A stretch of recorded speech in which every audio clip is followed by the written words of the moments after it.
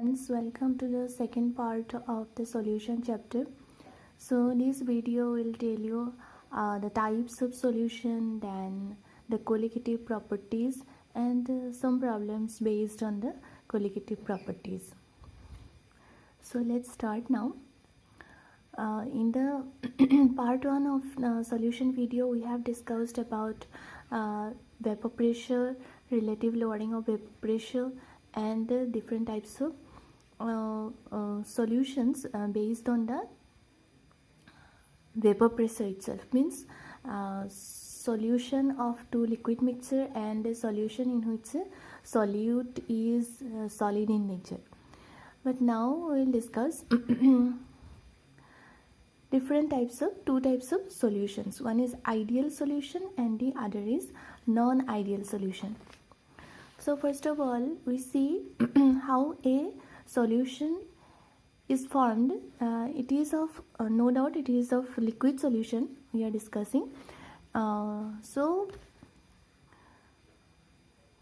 let's have a look on this picture. So here this is pure A solution and pure A liquid, and it is pure B liquid. Now we are mixing pure A with pure B. So what happens during this phenomenon? In case of pure A, suppose the interaction is in between A and A, and in case of pure B, the interaction is in between B and B.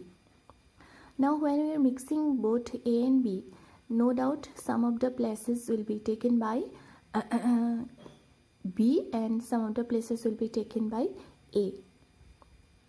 So what happens during this phenomenon? The AA interaction breaks down, BB interaction breaks down, and the newly formed AB interaction occurs.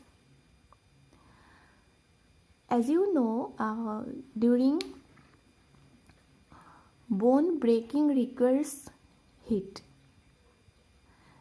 To break a bone, heat is or energy is required. That means heat is absorbed. It is an endothermic process, and the bone formation is an exothermic process. That means energy is released. Now suppose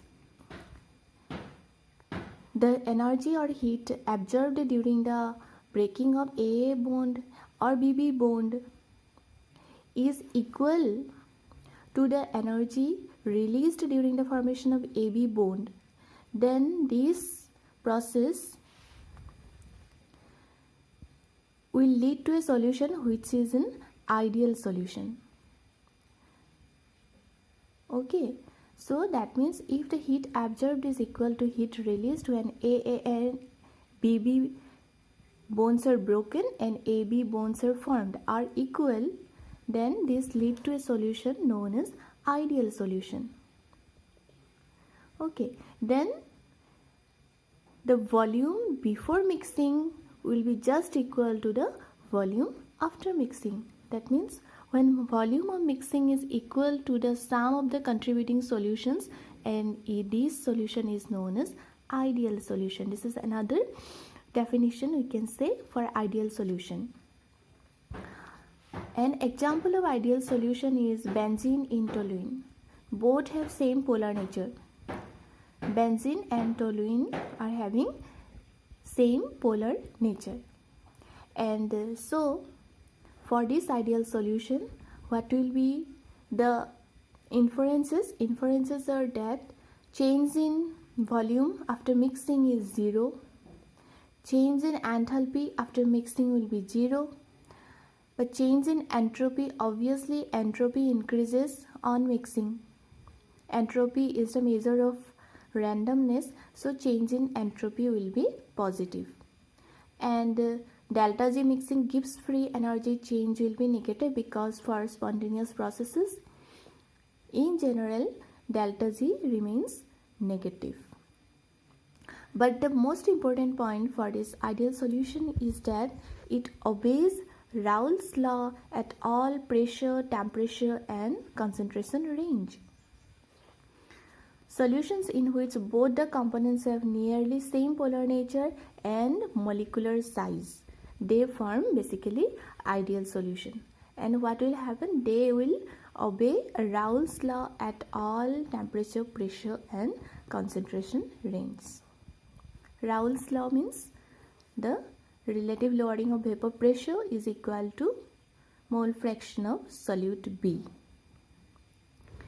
Then what is non-ideal solution then? So for non-ideal solution, either A or BB interaction will be greater than AB interaction, or means not the interaction actually, means the heat energy absorbed or energy released in these cases, or the reverse can occur. Okay, so that type of phenomenon will lead to non-ideal solution. Suppose this AB interaction means after mixing, the force of attraction happen between A and B is stronger than the force of attraction existed before mixing, that means between AA or BB, then this type of solution will lead to negative deviation from the Raoult's law. Because see, in this case, earlier the vapor pressure arising from pure A or pure B, whatever it is, but after mixing, if this AB interaction is more stronger than the prevailing one, what will happen? Less molecules will be vaporized, so vapor pressure will be negative, means it will decreases from pure A or pure B, isn't it? So that's why finally the Raoult's law, that means the RLBP or whatever it is, it will exhibit negative deviation from the ideal cases, and the reverse will occur if this interaction or force of attraction is weaker than the prevailing one, then more molecules will be vaporized, so more vapor pressure will be there after mixing, so it will show positive deviation from the ideal conditions. So just we have to understand that funda. Don't try to remember this fact, just try to understand if this interaction is stronger than the prevailing one, then less molecules will be vaporized and less vapor pressure, and if the reverse is occurring, that means more vapor and the positive deviation from Raoult's law. So for non-ideal solutions, then what will happen? This obviously the volume after mixing will not be same as the previous ones, so that means the delta V mixing will not be equal to 0 and delta H mixing will not be equal to 0 again. But for non-ideal solution also, entropy on changing delta H mixing will be positive, because on mixing anyway the disorderness will increase, but since it is again in spontaneous we are taking, so it is the delta Z mixing will be negative. Example of such a non-ideal solution is showing this kind of deviation from Raoult's law is the mixture of CHCl3 and CH3COCH3. So as we can see, in case of pure CHCl3 there is no possibility of any hydrogen bonding, as well as in case of CH3COCH3 also. But when we mix these both solutions, what happens due to the minus I effect of 3 chlorine atoms attached to this carbon, this carbon develops some partial positive charge. As a result, it starts behaving like an electronegative atom. So the hydrogen attached to this carbon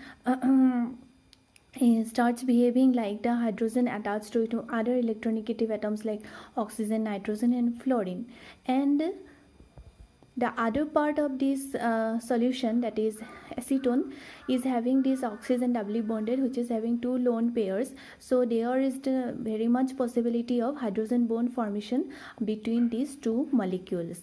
So before there was no any force of attraction, intermolecular force of attraction in CHCl3 or in CH3COCH3, but after forming the solution, the force of attraction increases. So hence what happens, the molecules will vaporize less than the pure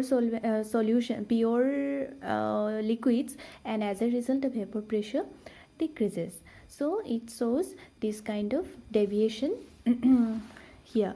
So this deviation is shown by, in general, CHX3 type of liquid plus oxygen and nitrogen containing compounds, where X can be chlorine or bromine, so that hydrogen bond formation occur between them after mixing, or by a mixture of strong acid when it dissolves in water, like perchloric acid or sulfuric acid, nitric acid, HI, HCl, HBr, these kind of strong acids, because as we know these acids will be completely ionized. That means their ions will be completely surrounded by water molecules, that is called as aqueous phase. As we know, aqueous phase, in the aqueous phase their ions are hydrated, so that means their force of attraction, intermolecular force of attraction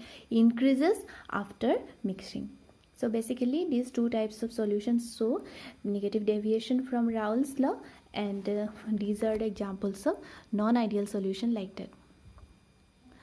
Now this is a plot between Vp in the y-axis and mole fraction in the x-axis. Now the dotted lines show the ideal conditions.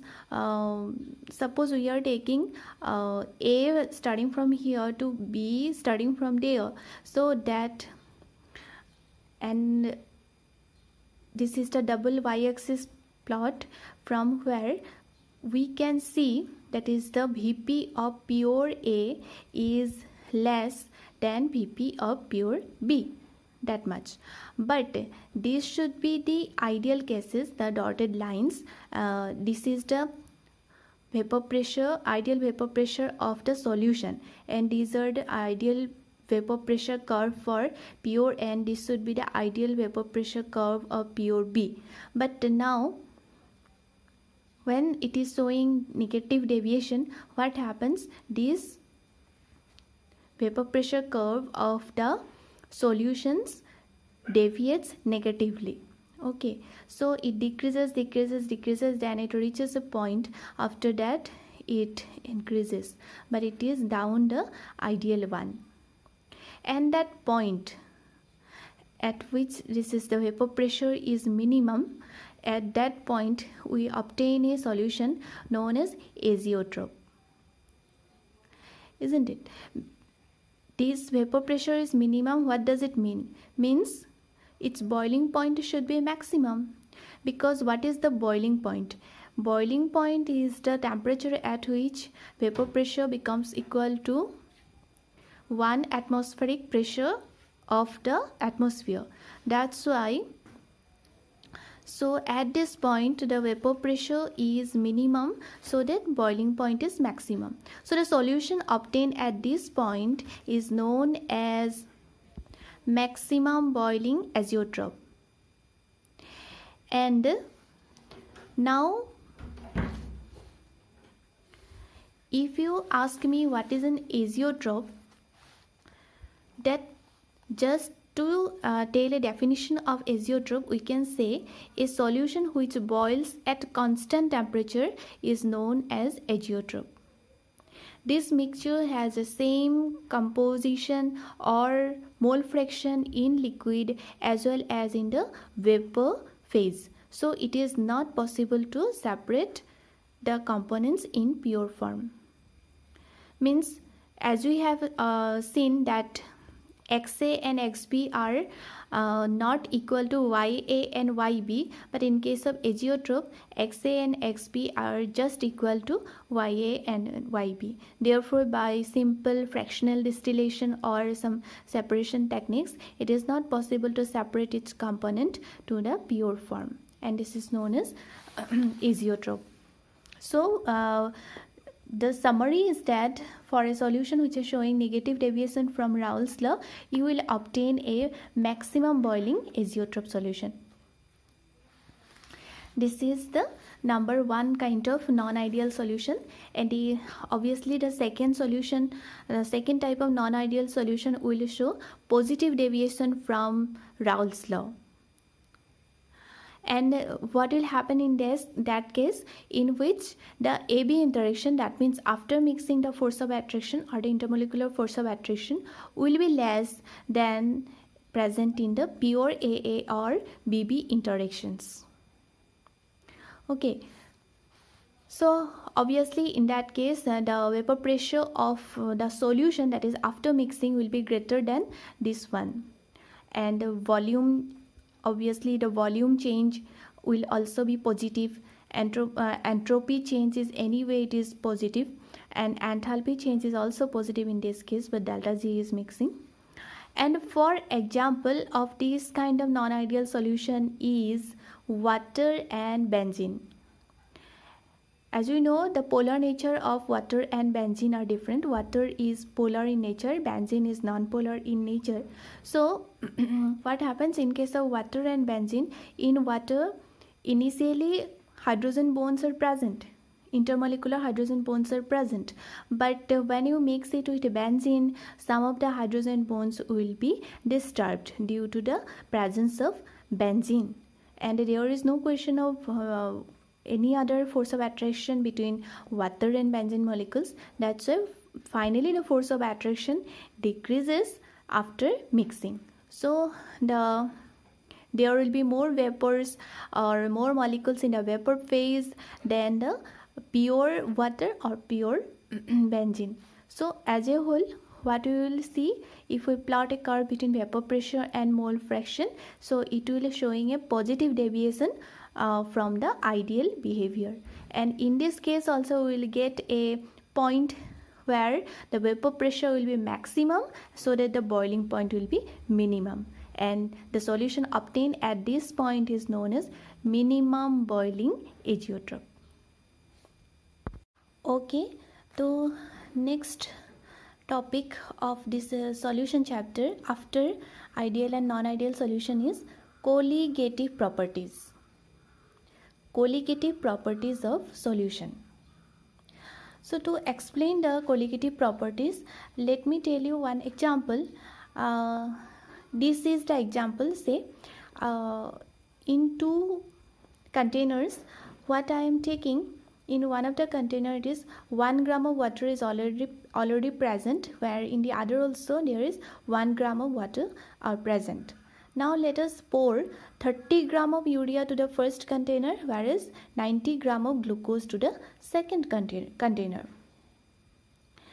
Now since water is the solvent, no doubt, so urea and glucose you are adding as the solid solute. Now what about RLVP then? Relative lowering of vapor pressure.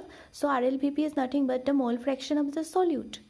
Okay, so if we have to calculate mole fraction of solute, in this case 30 gram of urea means 30 upon 60, and since water is same in both the cases, we can neglect this fact, and here 90 gram of glucose means 90 gram of glucose upon what is the molecular mass of glucose, that is 180. That means X3 is XB is half here, that is mole fraction of glucose will be half.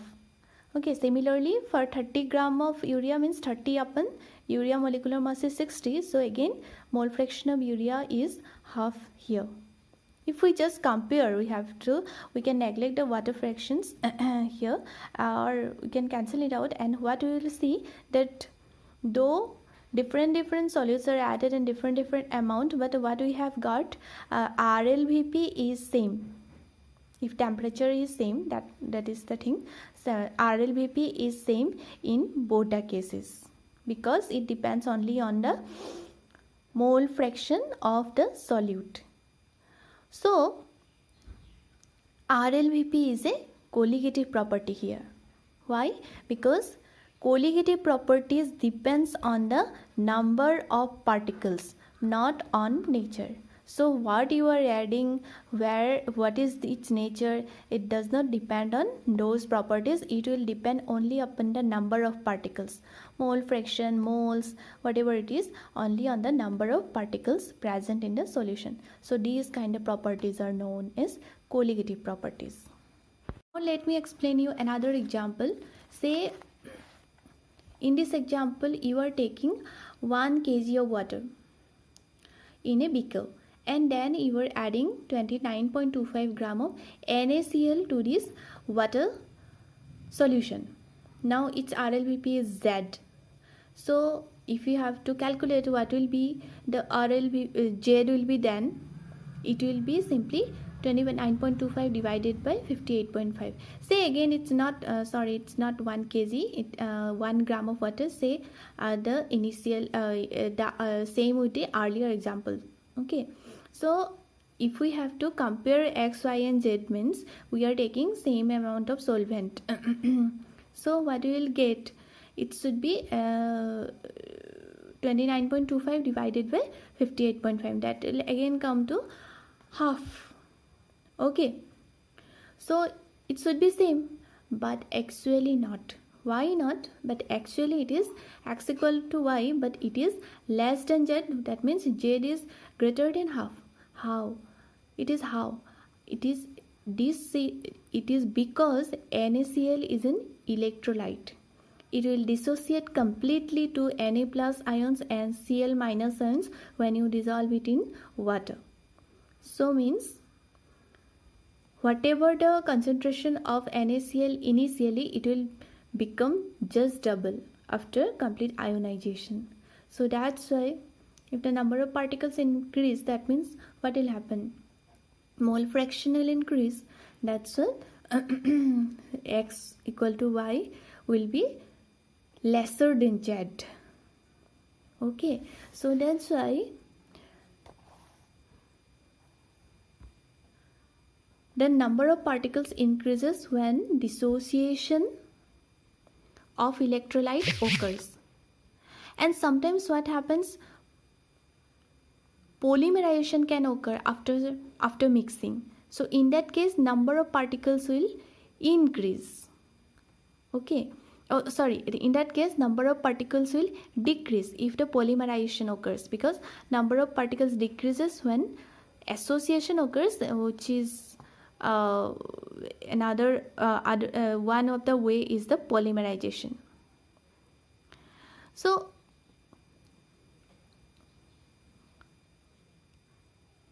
for strong electrolyte like HCl, NaCl, whatever, the dissociation will be 100%, and for weak electrolyte it will be less than 100%.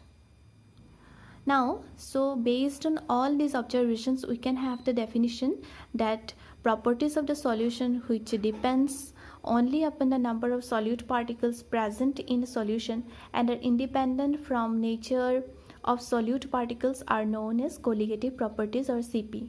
These are also known as democratic properties. And the types of colligative properties are RLBP, elevation in boiling point, depression in freezing point, osmotic pressure, etc.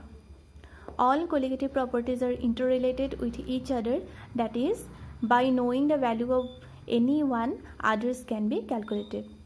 All colligative properties depends upon molality of solution. Molality, number of moles per kg of the solvent. And for conditions of CP, solution should be dilute and solute should be non-volatile. So these are two conditions for CP.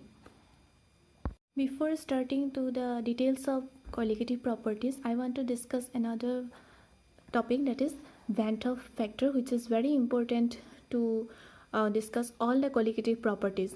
So what is this Van 't Hoff factor I? It is indicated by small I.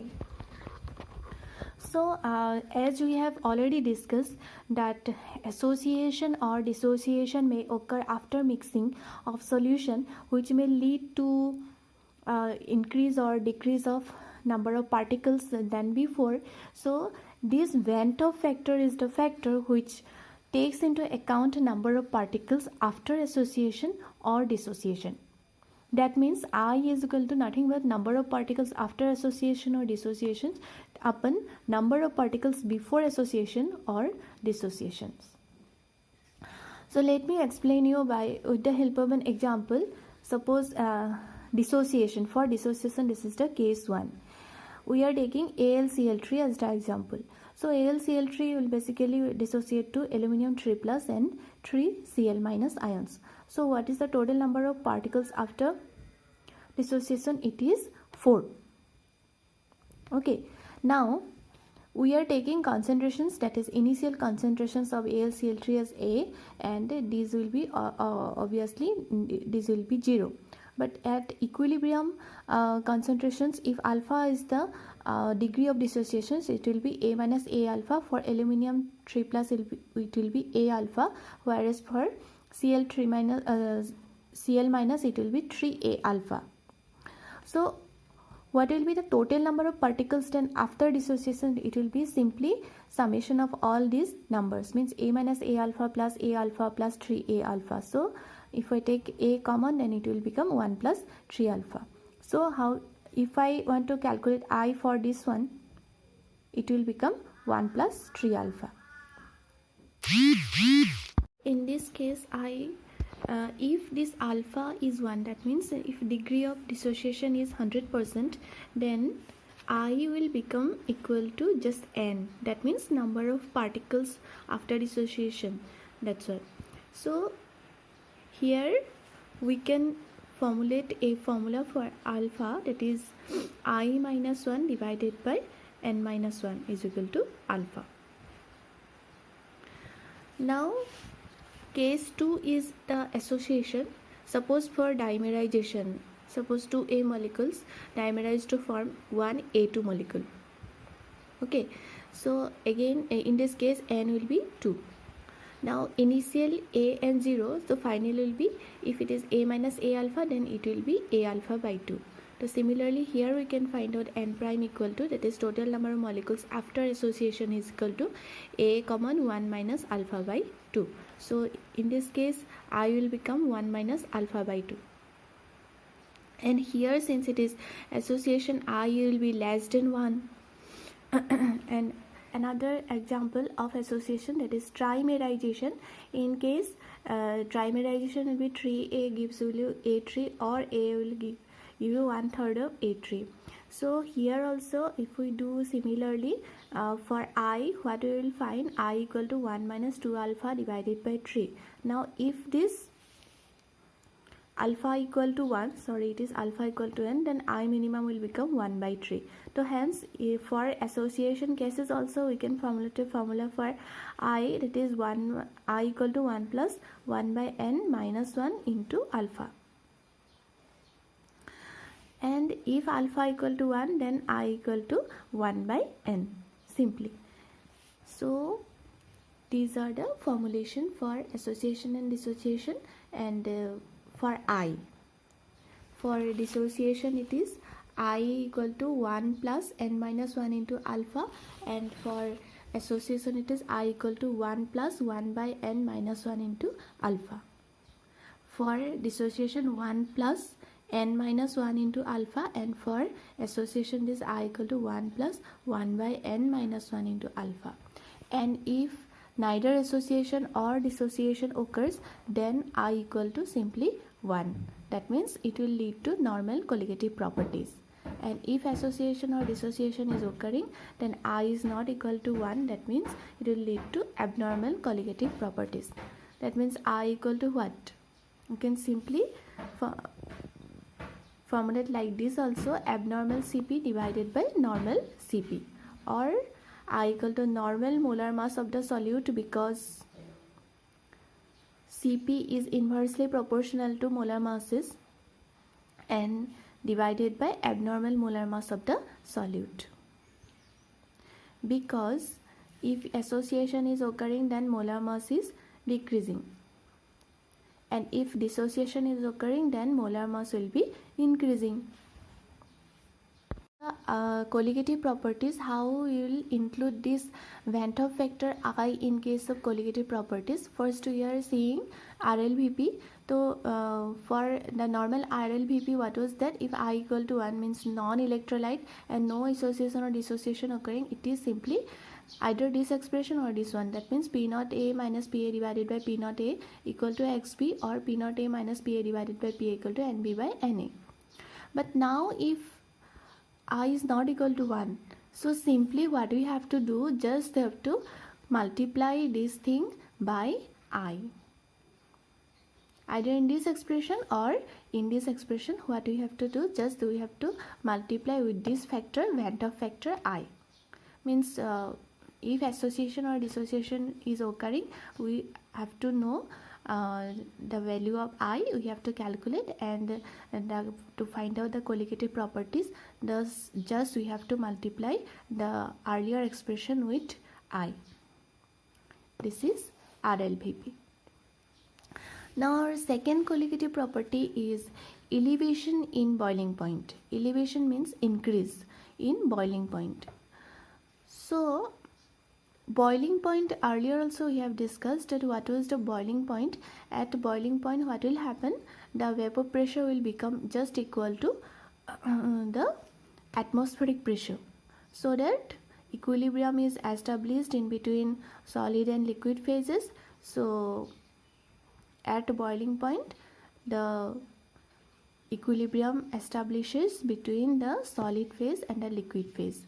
Okay, now to discuss elevation in boiling point thing, first we have to know about phase diagram, like a curve like this.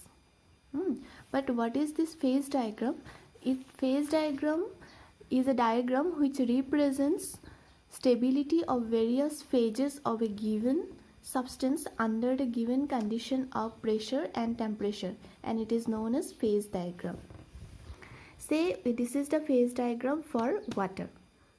Y-axis it is pressure, and x-axis it is temperature. Okay, and what we are, for water there are obviously three phases: solid, liquid and gas. So from 0 itself, it will be obviously the solid phase is occurring, and this is your liquid phase of water, and this is the gaseous phase of water. This is the solid line, this is liquid line, and this is the gaseous line. So at this point, the three phases coexist. Okay, at this point three phases coexist. The temperature regarding this point is 0.01 degree centigrade for water. Means not at 0 degree centigrade. At 0 degree centigrade, this is at 0 degree centigrade, what happens? Solid and liquid are in equilibrium. That is, solid and liquid are in equilibrium at 0 degree centigrade. That is the normal freezing point, and this is just above, just slightly above 0 degree centigrade, that is 0.01 degree centigrade, at which some amount of gas is also there. That means at this point all three phases are present, and this point is known as triple point for water. If you go above, then what will you get? Liquid and gaseous phases will be in equilibrium. And also one more thing, that is the pressure corresponding to this triple point is around 4.58 millimeter of mercury. So this is just an phase diagram for to show you the what is a phase diagram for water, and so that we will be able to understand the elevation in boiling point from a phase diagram like this. And this is for simple pure water.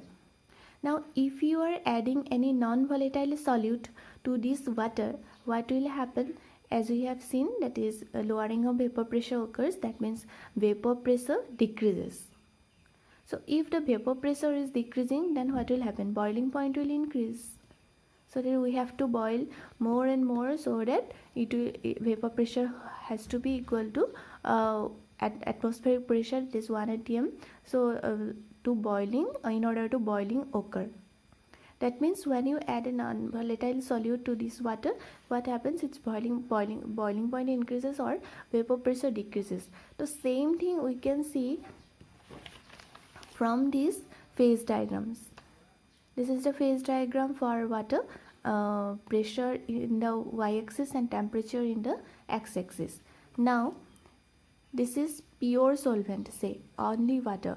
So this is your pure solvent. So temperature, which is corresponding to 1 atmospheric pressure, is its boiling point. That means TB naught, T suffix B naught. Now we are adding a non-volatile solute to this solvent. Then what will happen? Its vapor pressure curve will decrease. That means it will be like this. It will decrease to the ideal one and it will be like this. Okay, so that now the new boiling point, which will be corresponding to this 1 atmospheric pressure, will be higher than the normal boiling point. So it will be TB, isn't it? So there will be a difference between TB and T naught B, that will be delta TB.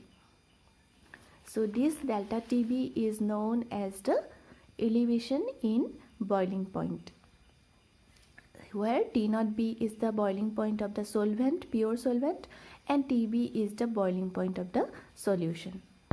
So elevation in boiling point is simply delta TB equal to TB minus T naught B. TB is the boiling point of the solution and it is for solvent.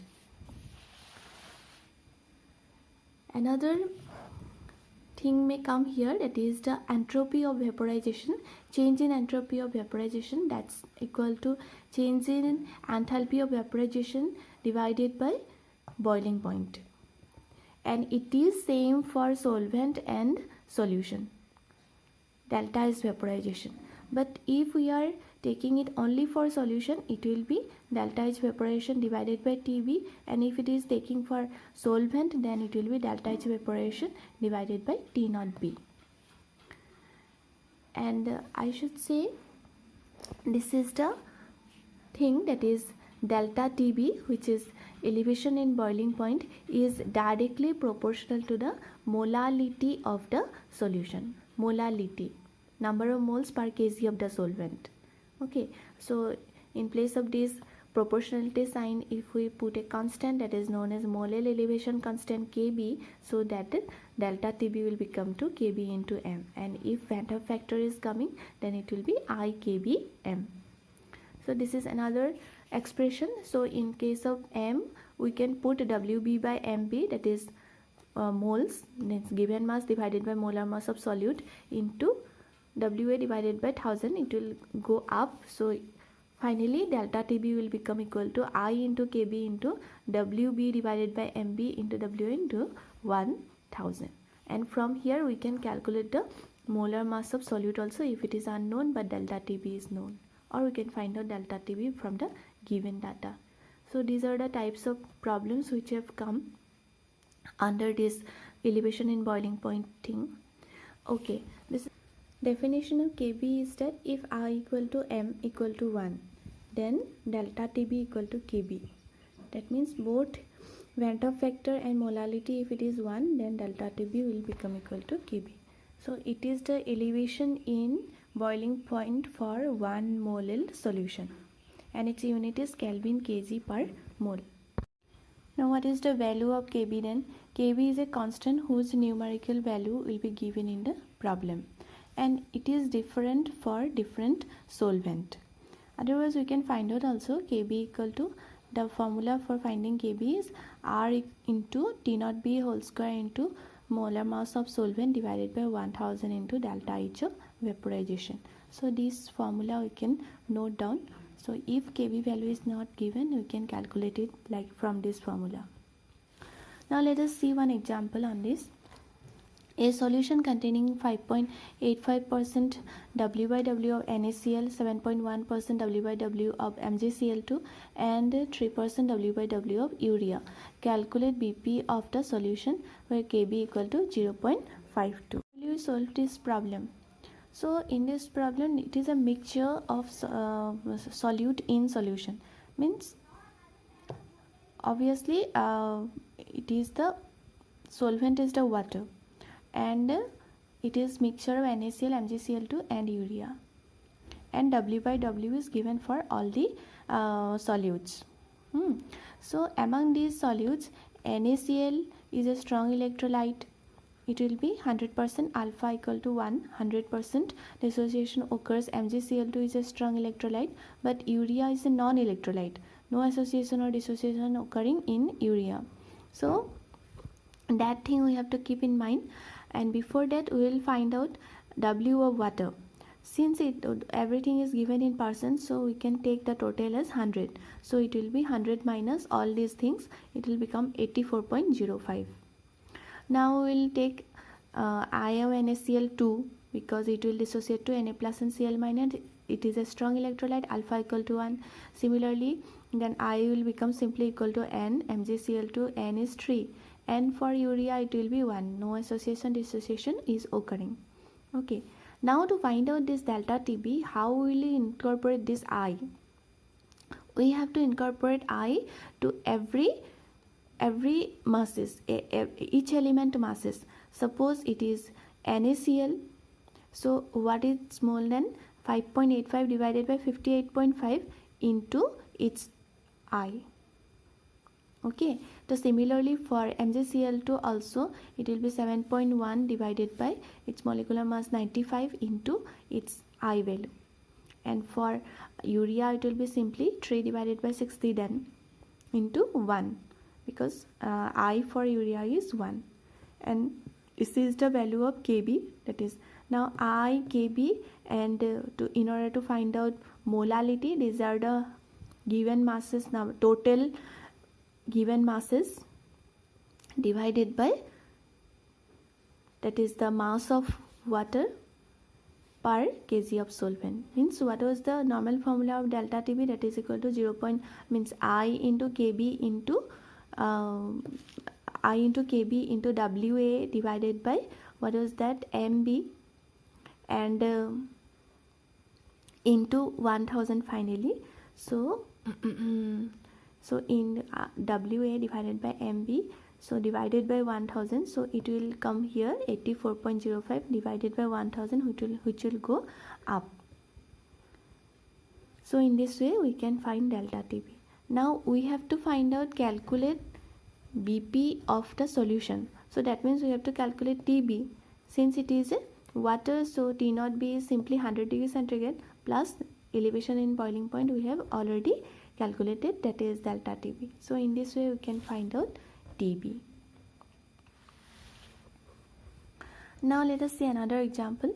Calculate molar mass of non-volatile solute having I equal to 4, whose 20 gram on dissolving in 500 gram of water produces a solution having BP equal to 105.2 degrees centigrade where Kb equal to 0.52. So all the data have been provided here. Tb is provided, T0B is, since water it is 100 degrees centigrade.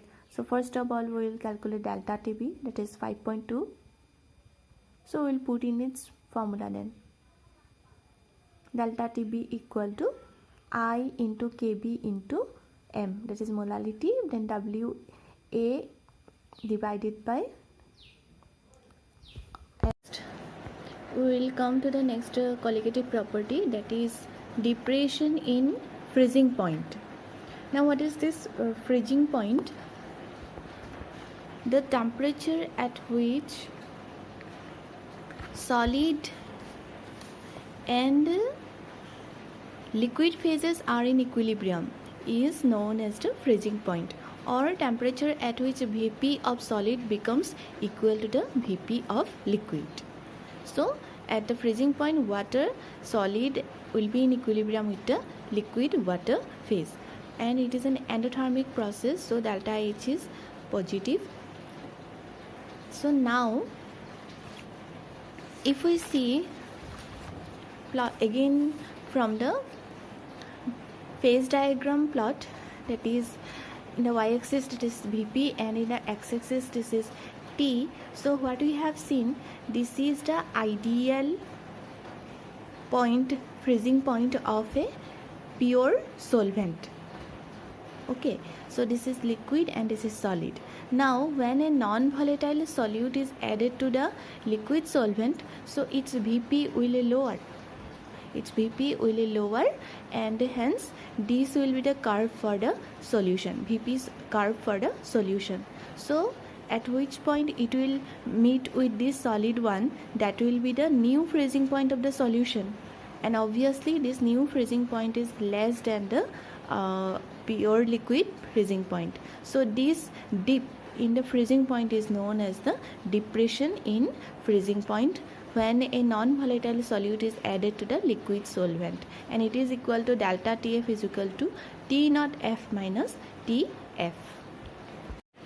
Like delta Tb, again delta Tf equal to I into Kf into m, where Kf is the molal depression constant or cryoscopic constant, and it can be calculated also by using this formula R into T naught F square into molar mass of solvent divided by 1000 into delta H fusion, where small m is the molality of the solution.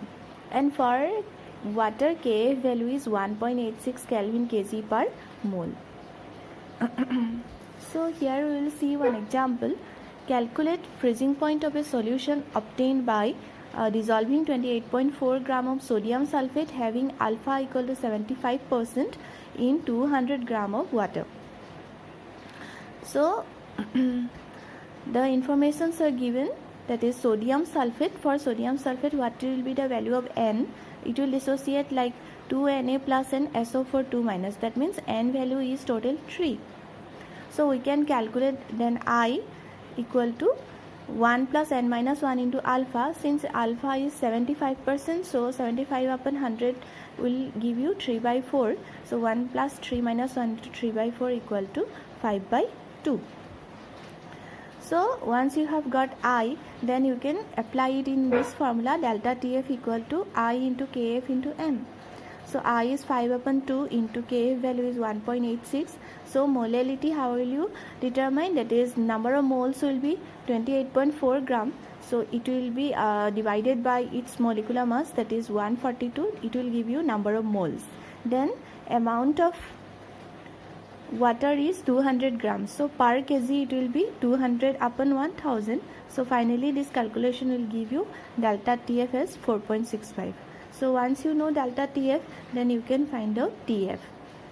Because T naught F is 0 degree centigrade for water, so 0 minus 4.65 will give you this one. So in this way we can do some work based on this colligative properties. Into the last colligative property in your syllabus, that is osmotic pressure. Okay, osmotic pressure, and it is indicated by pi. So before discussing osmotic pressure, we will start from diffusion phenomenon. Okay, so what is the simple diffusion phenomenon of two liquid solutions? Suppose we are keeping two solutions apart by a membrane. Solution 1 of concentration C1 and solution 2 of concentration C2. Now suppose concentration C1 is greater than C2. So what will be the diffusion formula then? From the solution 1, solute particles will start moving towards solution 2, whereas from solution 2, since it is dilute or less concentrated than C1, so solvent molecules will start diffusing towards the solution 1. So this diffusion will occur until both the concentrations become equal. That means until C1 becomes equal to C2. So this is the process of simple diffusion. So in this case, both the solute and solvent can move across the membrane. Now, in case of osmosis, what we use a semi-permeable membrane. Semi-permeable membrane means it can allow only one type of particles to move along it, across it. So these particles are basically the solvent molecules. Actually, semi-permeable means they have different pore sizes, and those pore sizes are generally useful for permeable for the solvent molecules which are little bit bigger because the solid molecules are smaller in size in general, so they are cut off by this semi-permeable membrane. So again the same solutions are kept on the two sides of the semi-permeable membranes, solution 1 and solution 2, and concentration of C1 is greater than concentration of C2. But in this case only what will move, the solvent will move from obviously from the C2 side to C1 side until the both the solutions become equal in concentration. So this is the process known as osmosis.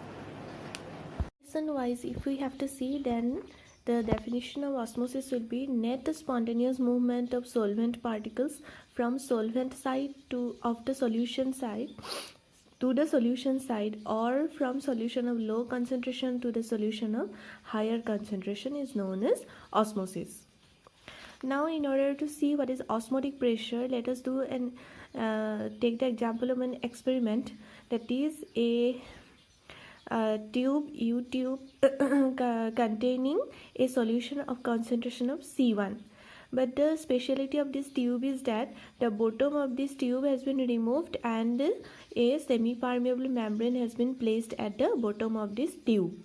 Now this tube has been placed in a beaker which contains either the solvent or a another solution of concentration C2. Now the if both C2 is another solution, or we can say only solvent can be kept in this container, so that if both are solutions, then so that the C1 concentration is higher than C2. Okay. Now A is the upper limit of this solution of concentration of C1. Now what will happen after some time, obviously due to osmosis, either the solvent molecules from this solution or as a whole only the solvent molecules are present in this beaker, then those solvent molecules will move towards this tube of containing the solution of concentration of C1. Okay, and this movement will occur until both the concentrations become equal, means C1 becomes equal to C2. But as a result of this movement of